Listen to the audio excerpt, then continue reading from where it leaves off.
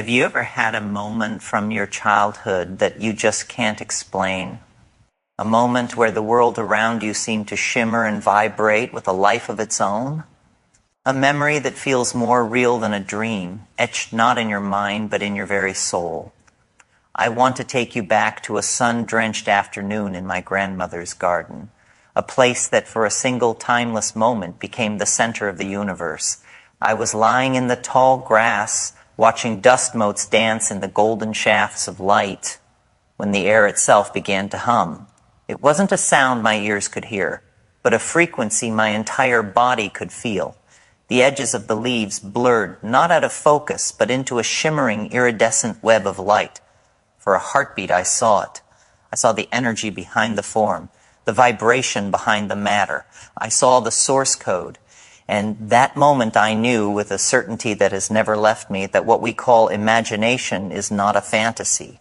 It's a doorway. It is a direct line to the very architecture of reality itself.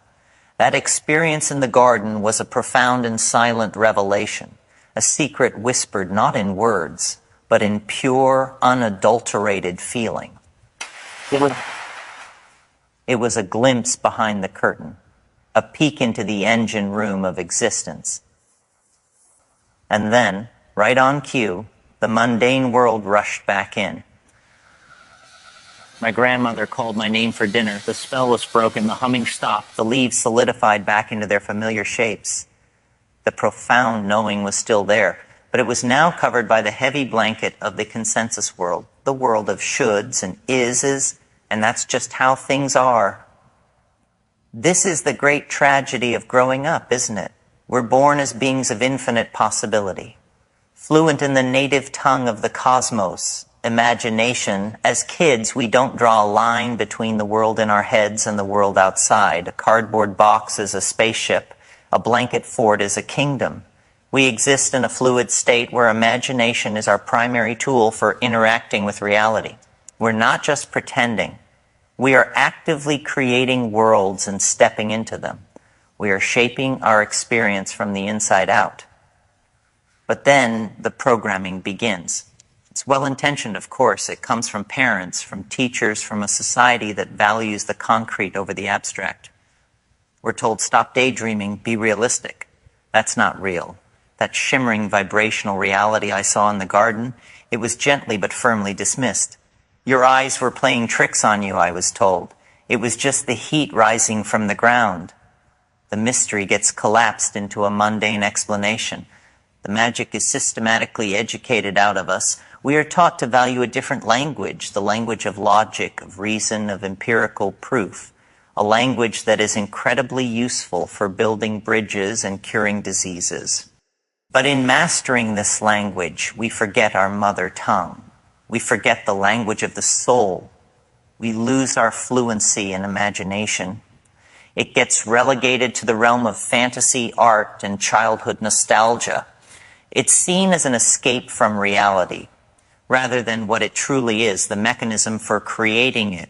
This process creates a profound split within us. We end up living in a world we believe is happening to us, not through us. We feel like victims of circumstance, tossed about by the random winds of fate. We look at our lives, our jobs, our relationships, our health, and we see them as solid, fixed, unchangeable structures. We forget that these structures, like the leaves in the garden, are at their most fundamental level, pure energy. They are patterns of information held in place by our persistent focus, our collective agreement, and most importantly, our own underlying assumptions and beliefs.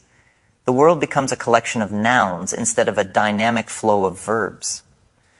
We lose our connection to the vibrational reality that underlies everything, the invisible field of potential from which all things manifest. We become sealed off from the mystery, living in a world that feels safe and predictable but also sterile and devoid of magic. We trade the infinite expanse of the imaginal realm for the cramped confines of a realistic life. And a deep part of us knows, just as I knew when the magic of the garden faded, that something essential has been lost, something real. The feeling of being a passive observer instead of an active creator, is the source of so much quiet desperation. We feel powerless because we have been taught to forget where our true power lies. It doesn't lie in struggling against the external world. It lies in the one place no one can ever take from you, the sacred, infinite, and profoundly powerful world of your own imagination. Reclaiming this power isn't about regressing to childhood. It's about advancing to a new level of conscious creation, of remembering this lost language so we can begin to consciously write the story of our lives. To begin this journey of reclamation, we need to update our understanding of the world. The old model of reality, the one most of us were taught, is that of a giant clockwork machine, a universe of solid, separate things governed by fixed, predictable laws. It's a useful model, but it's incomplete. It's like describing a symphony by only listing the instruments. It misses the music. For over a century, a revolution has been quietly unfolding in physics that points to a much more mysterious and mind-bending reality. That revolution is quantum mechanics. What scientists have found when they look at the very smallest bits of our world is that things aren't solid at all. At their core, they aren't things. They are waves of probability, fields of potential. Take the famous double-slit experiment. When scientists fire particles like electrons at a screen with two slits, they don't act like tiny baseballs and make two lines on the detector. Instead, they act like a wave, creating an interference pattern, multiple lines that suggest each electron as a wave of potential explored both paths at once. But here's where it gets really fascinating. The moment a detector is placed at the slits to observe which one the electron goes through, the wave behavior vanishes. The electron chooses a path and acts like a particle again. This is called the observer effect. Now, to be crystal clear, in physics, the observer is a measuring device or interaction, not a person's conscious mind. The science does not say your thoughts are collapsing a quantum wave into your dream car. However, this discovery opens a profound philosophical door. It reveals a universe that isn't a fixed machine, but a shimmering, probabilistic field of infinite possibilities, waiting for an interaction to become real. This is where our imagination takes on a new significance. Think of this quantum field as a vast, invisible ocean of every possible reality. Every outcome, every timeline, every version of you exists as a vibrational potential within this field. A reality where you're joyful and fulfilled. A reality where you're healthy and vibrant. A reality where you're struggling. They all coexist as frequencies like countless radio stations being broadcast at the same time. You're currently experiencing the station that matches your dominant frequency, your habitual state of being, your core beliefs. So what's the tuner? The tuner is your consciousness, your awareness, your focus. And the most powerful tool you have to deliberately adjust that tuner is your imagination. When you use your imagination, you're not just creating idle fantasies. From this perspective, you're engaging in the sacred act of selecting a reality. You are taking your conscious energy and focusing it on a specific frequency in the field of potential. You are mentally and emotionally rehearsing a possibility so vividly that you begin to align your personal vibration with the vibration of that reality. Imagination is the bridge between the world of infinite potential and the world of your concrete experience. It's the faculty that allows you to feel and embody a reality that hasn't yet solidified into physical form. It's a way of sending out a signal, of telling the universe, this is the frequency I'm choosing to experience. We've been doing this our entire lives unconsciously, tuned by our fears, past traumas, and cultural conditioning. The great work is to learn to do it consciously. The work is to become the master of our own vibrational tuner. And the key to that mastery is the deliberate, focused, and feeling-filled use of our imagination. If the quantum field is the realm of all possibilities, then your mind, specifically your imagination, is the ultimate rehearsal studio. It's a holographic simulator.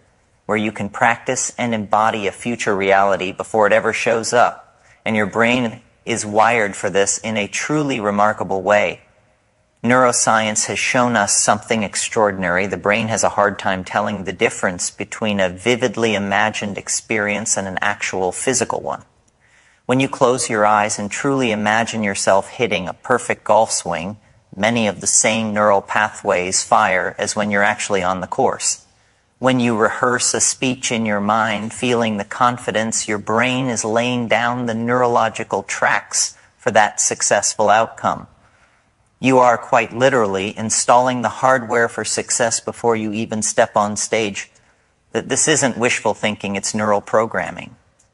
Elite athletes have used visualization for decades.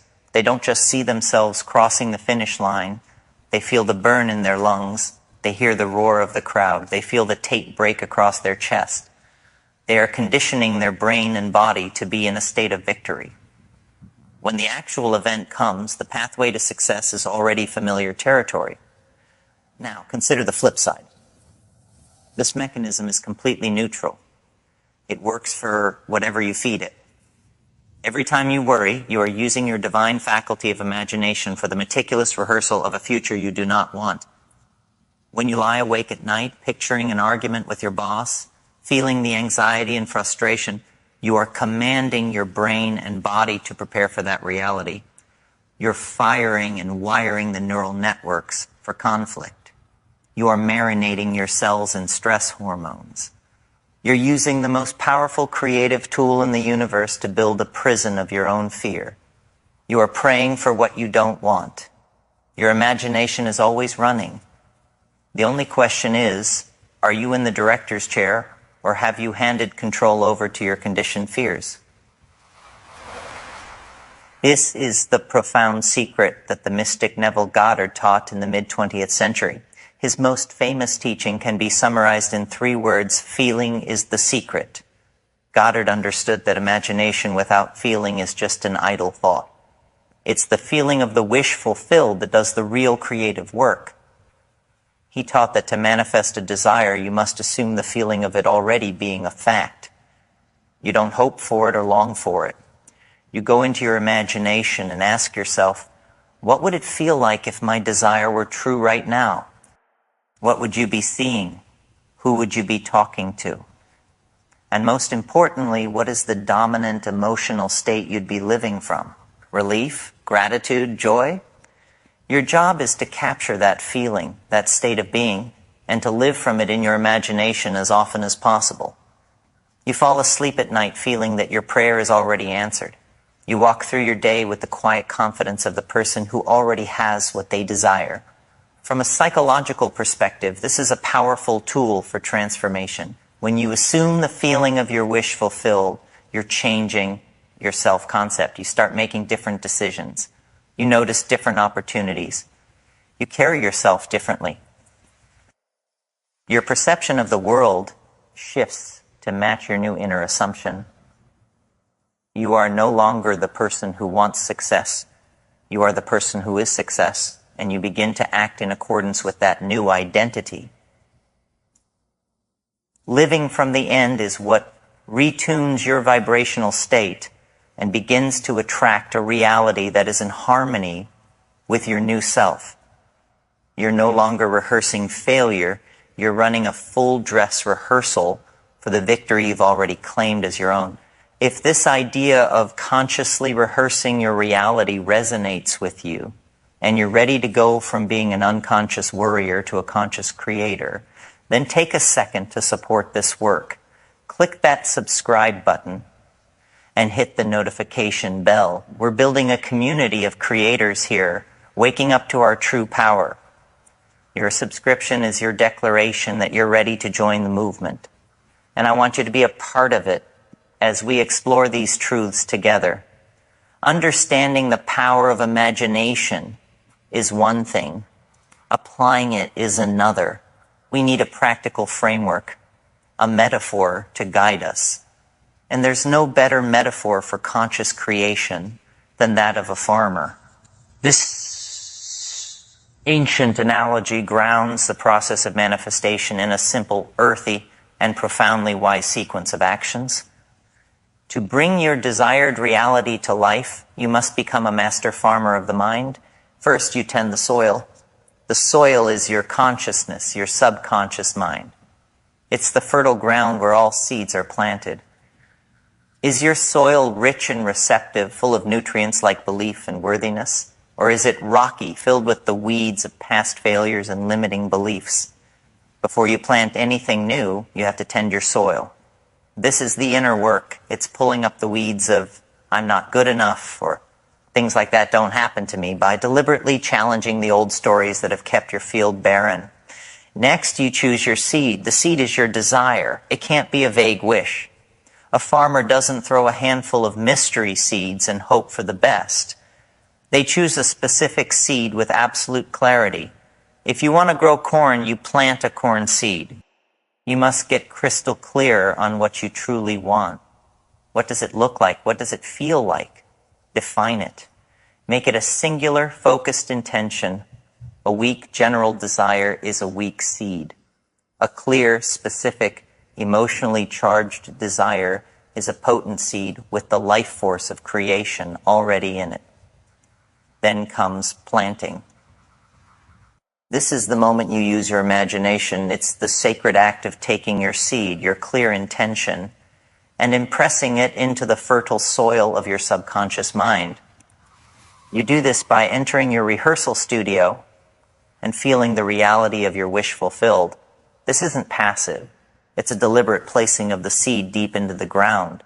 You hold that feeling, knowing that in this moment of focused, feeling-filled imagination, you have initiated the creative process. Now comes the most crucial and misunderstood phase, gestation. This is where most people give up. A farmer doesn't plant a seed and then dig it up every day to see if it's growing. That would kill it. They trust the process. Your role during this period is one of faith and gentle tending. You water the seed by returning to the feeling of the wish fulfilled, not from a place of lack, but from a place of joyful expectation. You must also weed your garden of the doubts and fears that arise. Your only job is to maintain the feeling of the wish fulfilled, to live in the end and let the universal laws of growth take care of the rest. Inspired action is part of this phase, but it's not forced struggle. It feels like the next logical, easy step. Finally, there is the harvest. The harvest is the manifestation of your desire in your physical world. It often comes in ways you couldn't have predicted. It's the natural, inevitable outcome of a well-tended seed in fertile soil. When you've done the inner work, the harvest feels natural. It doesn't feel like a miracle. It feels like an arrival. It feels like this is the clarity step from our farmer analogy. But that electric charge isn't enough. It has to be married to a powerful magnetic charge, an elevated emotion. Feelings like love, joy, and gratitude generate a powerful magnetic field from our heart. Research from the HeartMath Institute, for instance, shows the heart's electrical field is about 60 times greater in amplitude than the brain's, and its magnetic field is significantly stronger. When you combine a clear intention from your mind with an elevated emotion from your heart, you create a coherent electromagnetic signature. Dr. Joe Dispenza proposes this coherent signal is what impresses itself upon the quantum field. But it's important to know this idea currently lives at the beautiful intersection of science and spirituality. It's a philosophical model, not yet established scientific fact. What is undeniable, however, is that when you practice creating this state of heart and brain coherence, you are literally rewiring your brain and changing your body's chemistry to match your future reality. You are becoming it from the inside out. So how do we practice this? How do we become the signal?